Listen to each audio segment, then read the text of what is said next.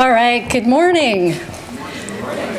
Really excited to be here. I was telling someone this is my 15 minutes of fame. As one, I only get 15 minutes, which is kind of disappointing, but as evidenced by the fact that the neighbor ladies in my book club sent an email around, look, Connie's keynoting at this conference, and I was like, way to go. So, I've been working the audience to say, tweet a couple of good things so that I really establish a reputation in the neighborhood.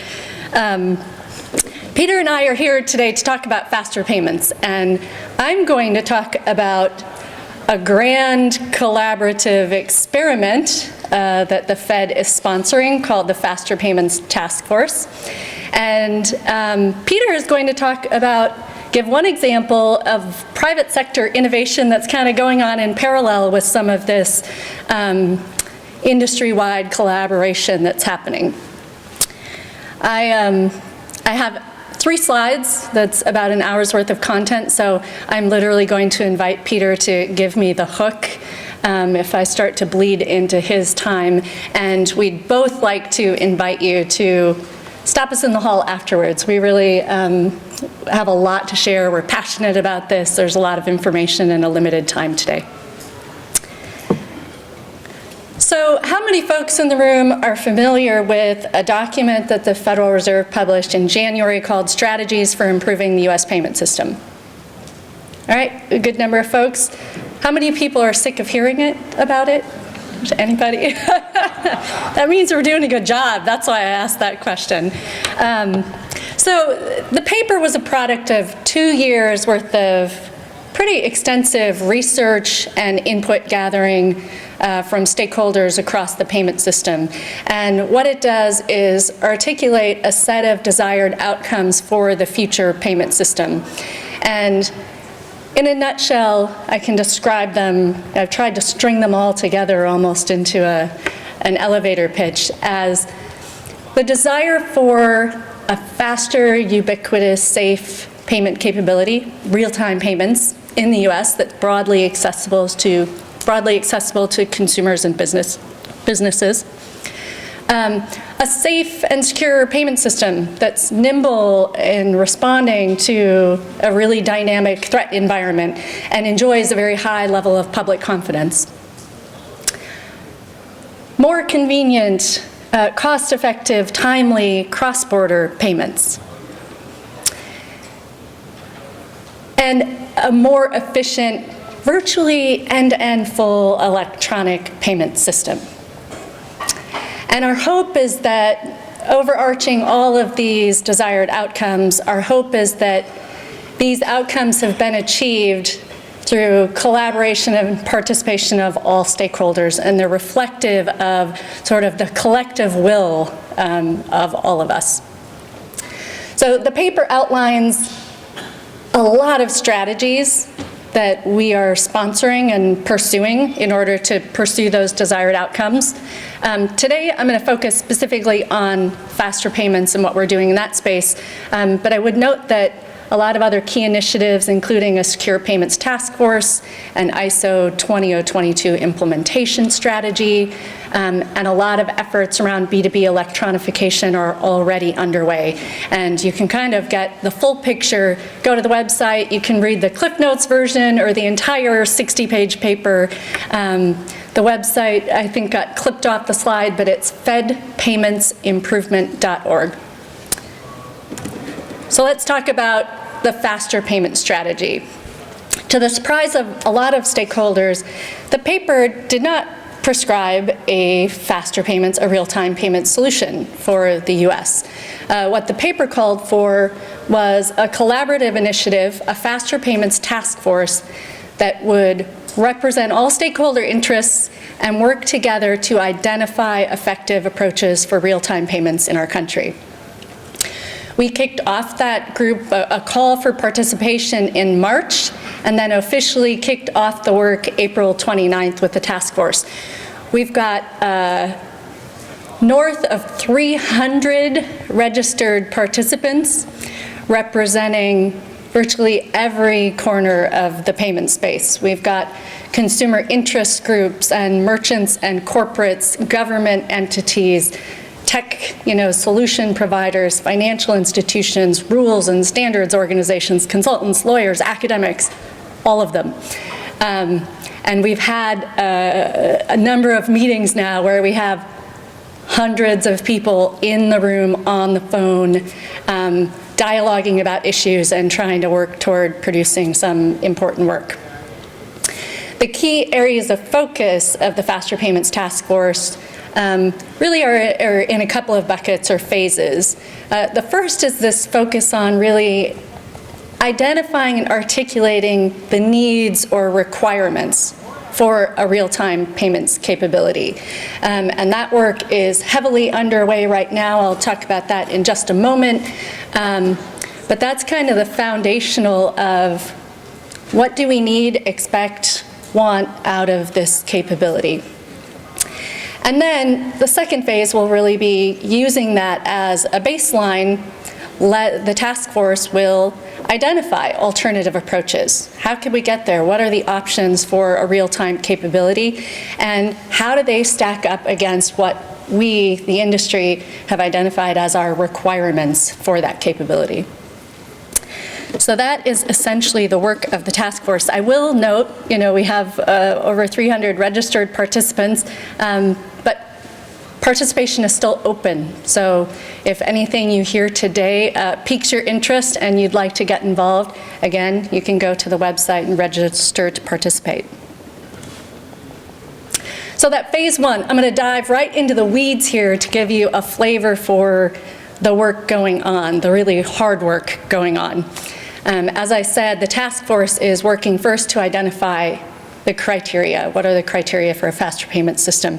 And you can see here that it's been structured into some categories: ubiquity, efficiency, safety, security, speed, legal, and governance. There are 36 criteria at this point.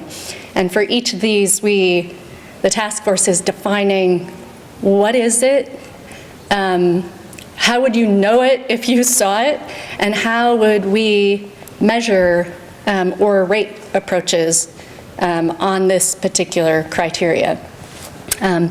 Really hard work, you can imagine. Again, talking about 300 people trying to come to agreement on this kind of framework and this kind of detail. Those of you in, working in mobile payments, some of these I think would be really core to some of your interests, and, you might be interested in the detail or weighing in on those. Under ubiquity, it speaks to how will various entities, end users, and providers access the capability and system. What do we want that to look like, and how do various options measure up against that? Use cases. The criteria will speak to, are there use cases that are sort of the minimum viable? It needs to address these use cases.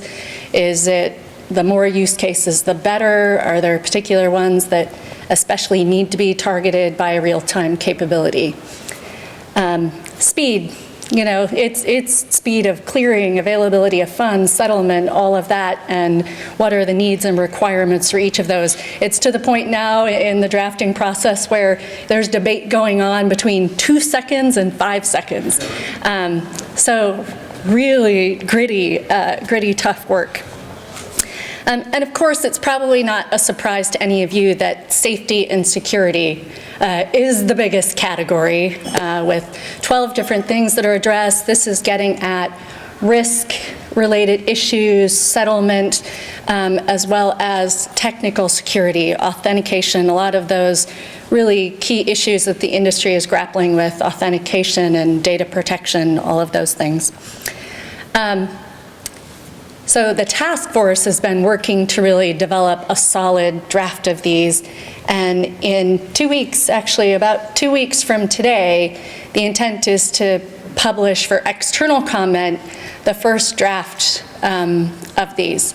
And there will be some survey opportunities, kind of light. You can give us input on the really sticky issues and questions that we're grappling with, or you'll have the chance to dive deep and rate sort of the clarity and importance of every single one of these, if you so choose. So exciting work. The task force really has asked for and values kind of the contributions and the views from the broader stakeholder universe on some of these critical things that they're producing. And so I would encourage you to go to the website. If you don't want to join the task force and spend your time with 300 people arguing about 2 seconds versus 5 seconds, go to the website, register. You'll get notices and opportunities when there are input opportunities, surveys, events, webinars, that type of thing. So exciting work. Love to talk to you about it more as the opportunity allows. I want to be sure we leave time for questions at the end. So I'm going to turn it over to Peter to talk about FIS. I will mention that Peter serves on the steering committee of the Faster Payments Task Force. 19 people representing all of the segments on the task force that were elected, and really contributing a very significant amount of time, talent, and expertise. So let me turn it to Peter. Thanks, Connie. So I'm going to put a couple things in perspective. And some of you, from last night, the cocktail hour and being around, most people in the room, when you think mobile payments and the folks I've talked to, we talk World Pay, it's really around the mindset is cards and mobile payments at point of sale. And while that is a component of what we're going to talk about, faster payments, at least where the Fed got started, it's not about that. And I'll talk about the use cases. It's about converting cash. It's about making the ACH more efficient, the wires, the underlying rails that we'll talk about to be more efficient. Just to give you folks who aren't traditionally, if you're a mobile marketing person in the room, you're like, well, what does this really mean? So it's a new rail, the underlying thing of how money moves from a regulated bank account into another regulated bank account. That's what we're talking about, how it moves electronically, efficiently, safe, and ubiquitous, both here in the US and across the world. One other just comment, a lot of us, actually I see a pretty diverse group, which is unusual, but normally, when I talk about faster payments, people think this is like a new thing, and well, what? And I work for a big global company, FIS. Some of us may not know, but we're a $6 billion company. We just bought another company called SunGuard. We'll be $8 billion by the end of the year. And so we provide the plumbing for banks, processors, corporations globally. And that allows us to see these trends. So in, I believe since 1974, Japan's network has been real time. Since 79, the Brazil network has been real time. So there are other examples. We power the faster payments in the UK. That one gets the most potential hype because it is the highest volume going on. In the UK, you can do a real-time good funds transaction, and we'll talk about that. So just to put in context what we're talking about. So I pulled a consumer slide because there's a lot of noise in the system. All the incumbents below, whether it's Square, Venmo, Apple Pay, we think of these as on top of the rails, all the ones on the bottom. So I'm just trying to give folks who aren't used to the guts of how payments really work. They have to use existing infrastructure, whether it's ACH, wires, to settle funds. We run a network. I was responsible for NICE, and we run a real-time debit network that clears payments, and ultimately it settles via ACH, which people don't fully appreciate. So one good thing is if you ask consumers, they would prefer their financial institutions to provide these services. I think we've done a horrible job as financial people. I've been in banking for a while. I ran one of the big banks' internet service. I also started a financial institution that I still remain on the board. And so I say that with living in a glass house, that I think we've done a horrible job as the innovators have really moved ahead. But I think as we move forward with faster payments, you'll see the banks will now have rails and ability to compete with some of these evolving things. The reason why FIs are just the thing I deal with, since we provide most of our technologies to financial services or those who provide services to them, we all know, the online, the infrastructure is old. There's a lot of pressure, so regulatory on fees, Durbin, it's causing a lot of pressure on the banks. The data is a mess inside financial institutions. And by the way, it's all good for FIS. We go in and happy to, sell you a payment hub and make things more efficient. But these are things that take time in financial institutions to really evolve and get more efficient over time. And I think we're making strides, but it is very painful and very slow, and I certainly appreciate it. I wanted to give another perspective I mentioned early on in my opening remarks. So this faster payments, where are the payments going to come from? Are they brand new? What happens? And so this is my model, my team's model. We predict there'll be 30 billion transactions over these new rails. Some of the information we got from the Fed hired McKinsey and did some of these estimates. We have obviously our own estimates, the banks that we serve, the global banks, and we looked at other markets around the world. So just think 1 to 2% of cash transactions. So you always hear the paying the babysitter, paying the lawnmower, the guy who cleans. But think about some businesses, even today, they pay an hourly worker, cash or under the table. But one of the things, 1 to 2% of cash is enormous and will really help this. ACH. So we predict 11% of the ACH today, and things that can't clear even if the Fed goes to ACH goes to same day, we think there'll be opportunities. So again, someone who works maybe at McDonald's who finishes a shift, they punch out, they can get their payroll put on a prepaid card, real time, right away, good funds, and walk out the door and go pay. That's a use case that people talk about being able to use that you can't do today in the US. Over NICE, we own a debit card network. Yeah, you could do a push and you could put it on someone's card, but that means that person has to have a debit card. You have to know their number and things like that. So we're not talking about that. We're talking about not having their bank account. They can log in and it would be there where they want the money.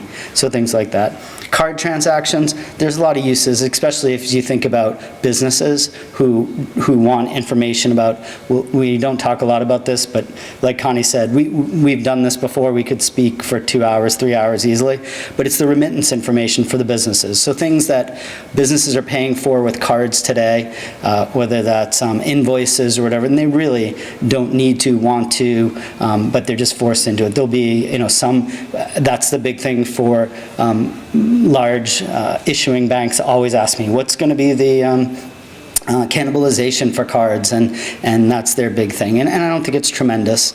And then wires. So think about a transaction, $30,000 to fund an invoice from a business. Today, that's a wire, very expensive. Me moving money from my regulated bank account into Fidelity Investments to trade, because the market's down 400 points today. I have a margin call. How do I get that money in there?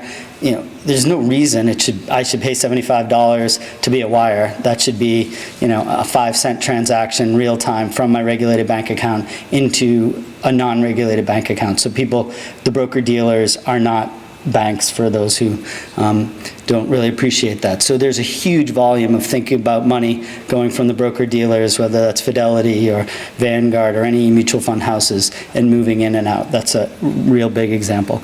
And of course, checks. And we can go into the B2B world and how many checks are still evolving. And eventually, with leadership of the Fed, most of these things are really to get checks out of the system. It doesn't say that anywhere in the paper. They don't, but as one of our strategies as FIS, and the Fed is one, we have a strategy to be the last man standing and running checks for people. So we have the infrastructure across the US, we process checks, and so as electronics increase, we cover both sides of the coin. So we take over banks processing for checks. Here's, so I have just like 2 more minutes, and here's another view from a global perspective. So we think there's 333 billion transactions, and these are not the point of sale transactions. Again, not purchases. So e-commerce, as an example, this isn't the purchase. This is, I'm working with Microsoft for them to pay their developers overseas. So a credit push outside the US. These are, Apple does the same thing to pay for content providers who are people creating content on their site, or paying advertisers and people who make mobile games. All these push payments to push out are where we're seeing a lot of things. Clearly, cross-border payments, it's very difficult for anybody who has tried to send money, both real time and at reasonable fees, and it's a huge opportunity. And one of the holy grails down the bottom left is businesses invoicing, billing, and today they write checks because there's really not, I talk about the data that you can go along with real-time payments, and we could just talk a whole day on what information and remittance information carries along with these payments to make these happen. And so it's not just about the payments, it's about the data that, and we call just broadly, you may have the term remittance, it means a lot of things to a lot of people, but broadly speaking, it could be remittance, so it's information data going to the cross-border, the recipient, or it could be invoicing or billing data. All that generically is called remittance data. And then treasury management, so liquidity for corporations to allow them to be more efficient. There's a lot of trapped cash, both domestically and globally, where corporations have to have trouble managing their liquidity. We do as well. We have big operations in Brazil, and you can't get money in and out, and so we're just making those things more efficient. So what role do we play? We already have a real-time payment network. We call it PayNet. There's originators and receivers. Again, I could spend the whole day on this, but just give you how we look at things. If you see on the left-hand bottom where we have the retail application, so it's cross-border transfers, P2P, expedited payments, and bill pay, you'll notice nothing says point-of-sale payments. So we're not talking about purchases. I'm not saying that won't happen. I think it will, but that's probably 3 to 5 years away. All these transactions that we show on the left are things that we can do today. We have banks and people participating, and the commercial applications on the right, and we'll be evolving those things. So just quickly, and then we'll take questions. So PayNet is a global money movement platform, enables real-time account access. We can do both. This is another language thing. People talk about debits, pulls, and credit pushes. The current, that's one thing we wrestle with at the Fed Faster Payments Task Force. Is this going to be a push-only system? Are we going to do pulls? There's a lot of, you open yourself up for risks when we do debits, and we allow people unauthorized debits, and we can go payment geeky, and we can talk about all that. So in our world, it's all good funds. The originator pays access fees, and we will have a global coverage as we move into 2016. We purchased a company called Clear2Pay, which gives us, out of Belgium, which gives us infrastructure, which is all based on 2022 to get geeky for anyone who understands that. Today we have just under 1,000 institutions, about 25 million DDAs connected to it, and by the end of Q2, we think we'll have about 2,200 financial institutions participating. So with that, Connie and I will take questions.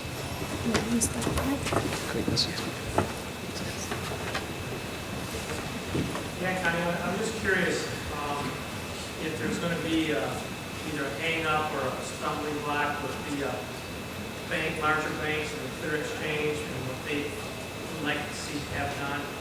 Those kind of conversations take place, and there are people in the FIS camp, the clear exchange camp, people in the other alternative, is that kind of stuff get hashed out? Or?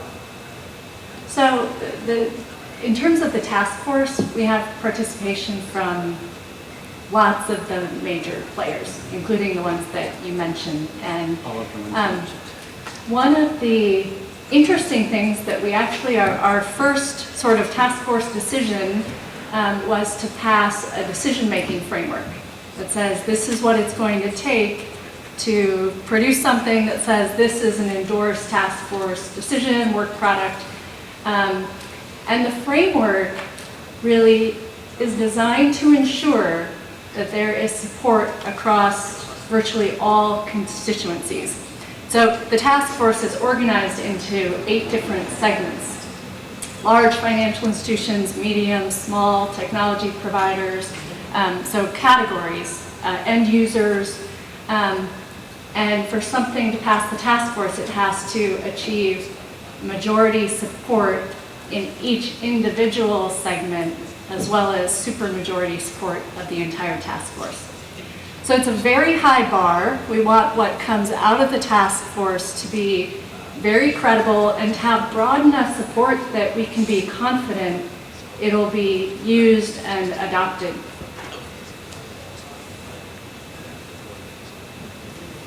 Yeah, I guess I was surprised by the low percentage of cash transactions, because up until now I've heard about faster payments being really the way of doing it. And I guess my mental model was they were using cash. How are you kind of taking the needs of the unbanked and shaping the future of customers? Do you want to speak to the stats or? Yeah, it is, it's interesting. It's even a question that's being grappled with in the criteria when we talk about accessibility and access to the system. How will end users, banked and unbanked, access it? And that is an issue that I think is high priority across the industry. When we did our consultation paper a couple of years ago, it was a big theme in the feedback, is that any solutions that are developed moving forward need to help address that issue.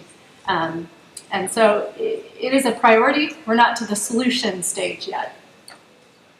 And I just make a comment. So those are my stats. And so, I work with the CFPB, which is also on the steering committee. And we believe that there's things underway to allow them to get bank accounts. And that's what we're hoping is growth in bank accounts. So that's why there'll be less cash in the future, because they'll be hopefully using bank accounts, checking accounts, like most, obviously, everyone here in the room. And so that's probably the reason you don't see it as great. So that's not how much cash will be taken out of the overall system. That's how much cash will move to this rail. Does that make sense? Over here. I had a question concerning the task force and just the overall effort.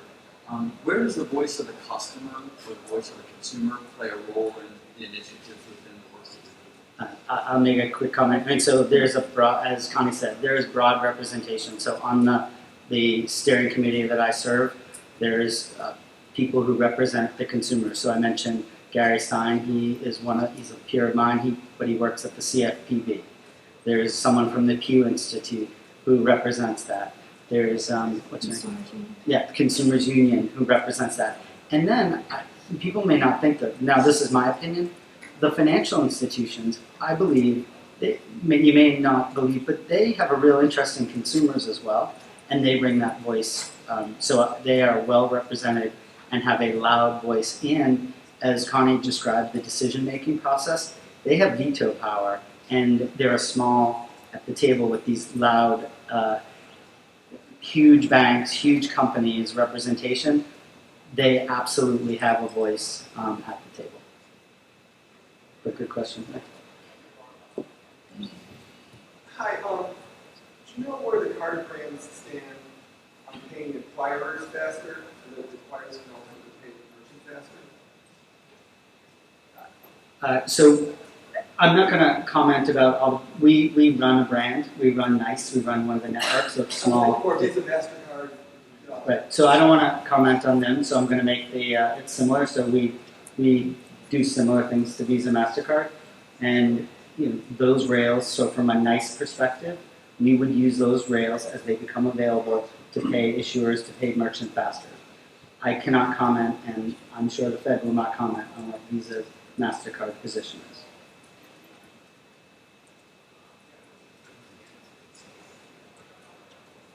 So the answer is, we run a similar debit network just like Visa, MasterCard. You look perplexed. I'm trying to answer the question. Well, no, I'm just saying because so much volume runs through it. I'm an acquirer. I'm trying to figure out how to pay my merchants faster. What the output is. Right. So we can't answer for those companies, obviously. Other questions? Right. All right. Thank you. Well, thank you for joining us. And like I said, if you have any specific questions you want to ask us offline, we'll be out in the hall or up here for a few minutes. Thank you.